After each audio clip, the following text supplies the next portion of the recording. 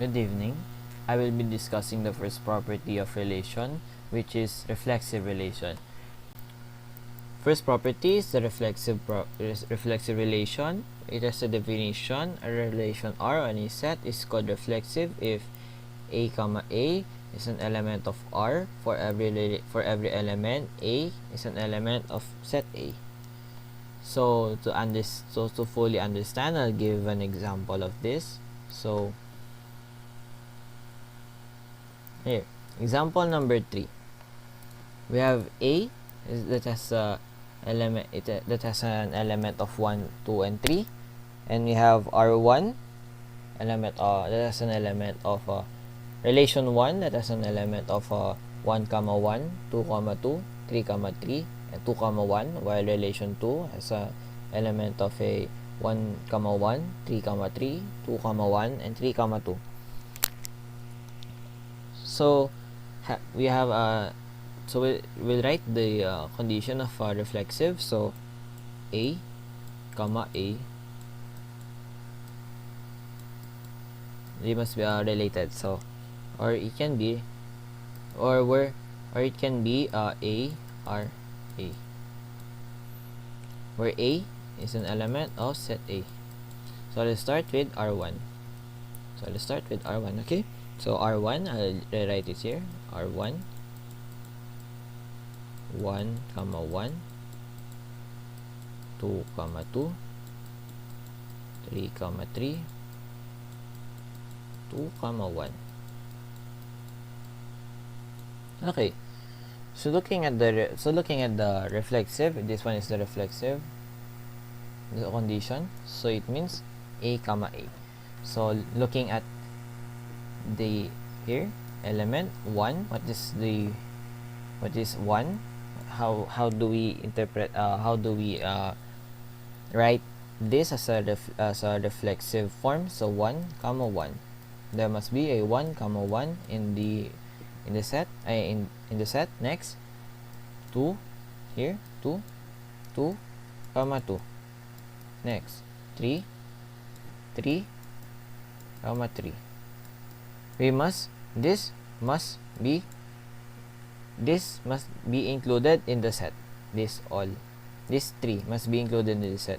If none, or if one of this is not included, then it is a non-reflexive, or it is not a reflexive relation. It is not a reflexive relation. So we can see 1, 1 is present, so this one is checked. Next 2, 2 is present, so check. 3, 3 is present here, so check. So we can say R1 is a reflexive relation. We can say reflexive relation.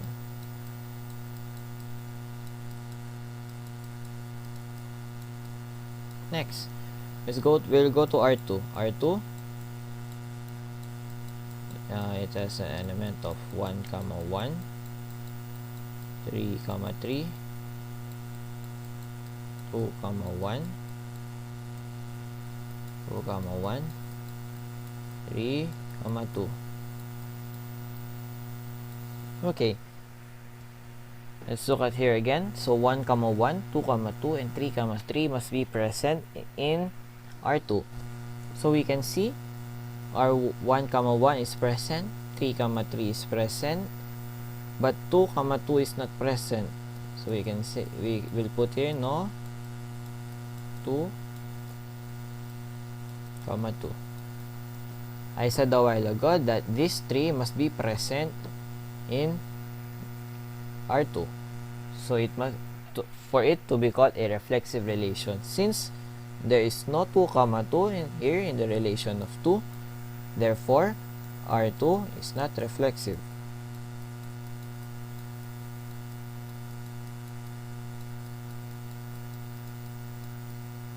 Okay, to fully understand, if I have A, or let's say B, 6, 7, 8, 5, or let's say, let's put it in order. So 5, 6, 7, 8. So in order for a relation to be reflexive, it must contain 5, 5, 5, 5, 6, 6, 7, 7, and lastly 8, 8. If